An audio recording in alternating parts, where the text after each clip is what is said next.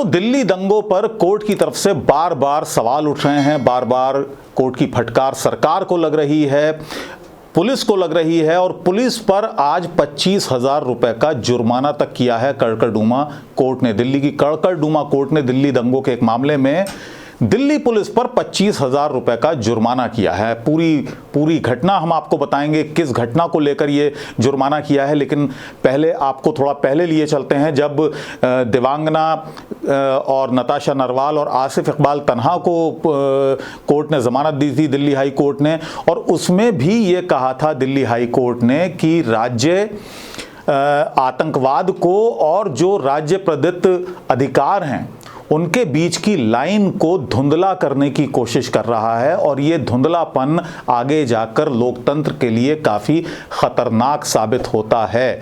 यहाँ तक टिप्पणी की थी, काफ़ी सख्त टिप्पणी राज्य सरकार को की गई थी, दिल्ली को की गई थी और दिल्ली पुलिस को की थी कि किस तरह से दिल्ली पुलिस ने काम किया था। यूएपीए लगा दिया था, जबकि यूएपीए बहुत खतरनाक अपराधों के लिए, आतंकवाद से जो संबंधित अपराध होते हैं उनको लेकर लगाया जाता है। लेकिन यहां पर दिल्ली पुलिस की उस कार्रवाई पर दिल्ली हाई कोर्ट ने सवाल उठाए थे।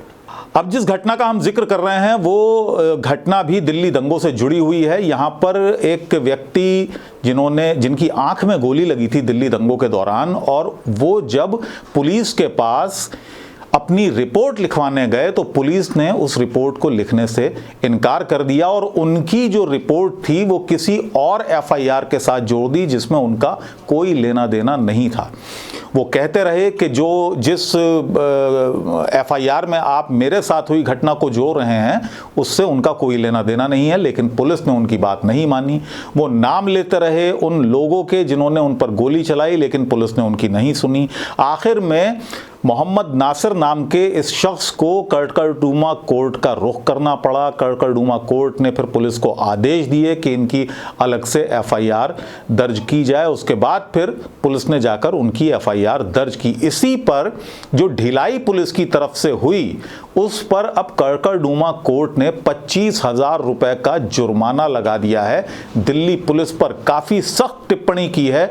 दिल्ली पुलिस को यहां तक कह दिया है कि ऐसा लग रहा है आप जिस तरह से काम कर रहे हैं आप अपने कर्तव्य का निर्वहन सही तरीके से नहीं कर रहे हैं और आप दोषियों को जो इस पूरे मामले के दोषी हैं उनको बचाने के लिए काम कर रहे हैं, ऐसा लग रहा है। तो कोर्ट की बार बार जो टिप्पणियां हो रही हैं, जो कमेंट्स कोर्ट के आ रहे हैं, जो कोर्ट फैसले सुना रही हैं, उनसे दोस्तों अब ये साफ हो गया है कि दिल्ली पुलिस किस तरह से काम करती है और खास तौर से दिल्ली दंगों में किस तरह से पुलिस की भूमिका रही है। दिल्ली दंगों में किस तरह से लोगों को फंसाया गया, किस तरह से उन पर यूएपीए लगा दिया गया। तो ये अब धीरे धीरे साफ होता जा रहा है परत दर परत, और कोर्ट की तरफ से ही जो फटकार लग रही है उन्हीं से ये साफ हो रहा है। हालांकि सवाल पहले से उठते रहे हैं दिल्ली पुलिस की कार्रवाई पर, लोग सवाल उठाते रहे हैं, जो सोशल मीडिया पर तरह तरह के कमेंट्स आते रहे हैं दिल्ली पुलिस ने जिस तरह से काम किया है।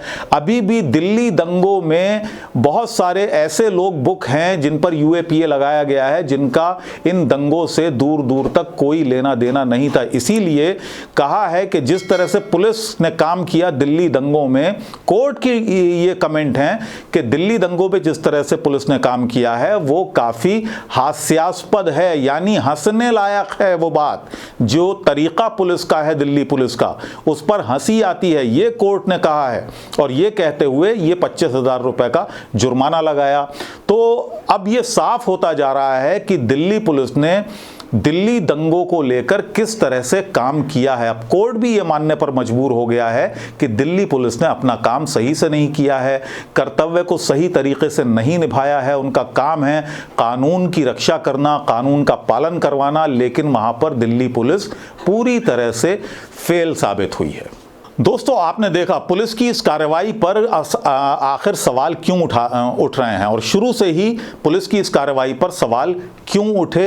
अब कोर्ट भी ये सवाल उठा रहा है, पुलिस को कटघरे में खड़ा कर रहा है। आपने भी देखा दिल्ली दंगों के दौरान जिस वक्त सीए एनआरसी का प्रोटेस्ट दिल्ली में चल रहा था, शाहीन बाग में चल रहा था, दिल्ली के अलग अलग इलाकों में चल रहा था, तो किस तरह के बयान भारतीय जनता पार्टी के नेताओं के आए थे। अनुराग ठाकुर जो उस वक्त राज्य मंत्री थे, अब उनका स्तर बढ़ गया है, अब वो कैबिनेट मंत्री हो गए रहे हैं, किस तरह से वो भाषण देते हैं। वो गोली मारो वाला बयान उनका आपको याद होगा।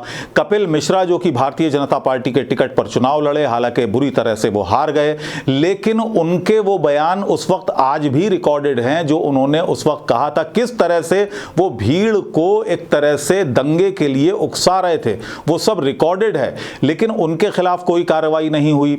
प्रवेश साहिब सिंह वर्मा का आपने बयान सुना होगा, देखा होगा, तमाम सर्कुलेशन में रहा वो बयान उस दौरान। वो किस तरह से लोगों को भड़का रहे थे, किस तरह से लोगों की भावनाएं भड़काने का काम कर रहे थे, लेकिन वहां पर भी दिल्ली पुलिस ठंडी नजर आई। तो दिल्ली पुलिस की जो कार्यशैली है वो शुरू से ही इस पूरे मामले में, दिल्ली दंगों के मामले में काफ़ी शक वाली रही है, काफ़ी संदेहास्पद रही है कि दिल्ली पुलिस ने उन लोगों को नज़रअंदाज किया जो इस पूरे दंगे के सूत्रधार थे, और उन लोगों पर यूएपीए जैसे कानून लगा दिए जिनका इन दंगों से कोई लेना देना नहीं था। ये साफ हो गया। देवांगना कलीता और नताशा नरवाल या आसिफ इकबाल तन्हा को कोर्ट ने यही कहते हुए रिहा किया था और ज़मानत दी थी कि जो असहमति का अधिकार जो कानून देता है, जो संविधान देता है, उसको आप बदल नहीं सकते हैं या उसको अपनी तरीके से परिभाषित नहीं कर सकते हैं, ये कहते हुए उनको ज़मानत दी थी।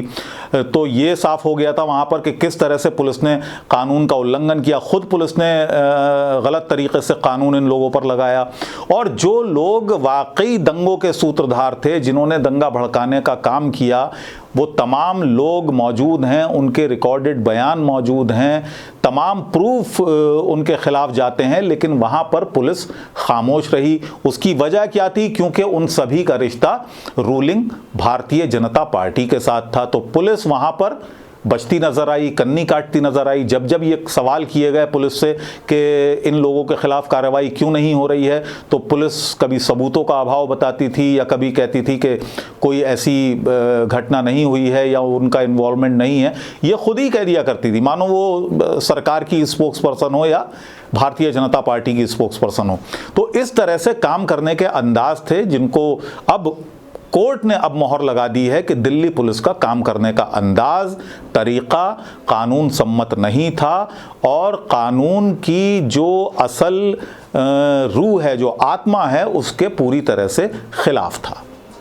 दोस्तों, दंगे होते हैं और हमारे देश में एक लंबा इतिहास रहा है सांप्रदायिक दंगों का, लेकिन शायद लोग भी इन दंगों से सबक नहीं ले पाते हैं कि किसका फ़ायदा इन दंगों में होता है, कौन लोग हैं जो दंगा कराते हैं और कौन लोग हैं जो दंगे का फ़ायदा उठाते हैं। क्योंकि आम लोगों को तो फ़ायदा तो छोड़िए, कितने नुकसानात होते हैं वो शायद बताने की यहाँ पर ज़रूरत नहीं है। कुछ लोगों को जान के नुकसान होते हैं, कुछ लोगों को माल के नुकसान होते हैं।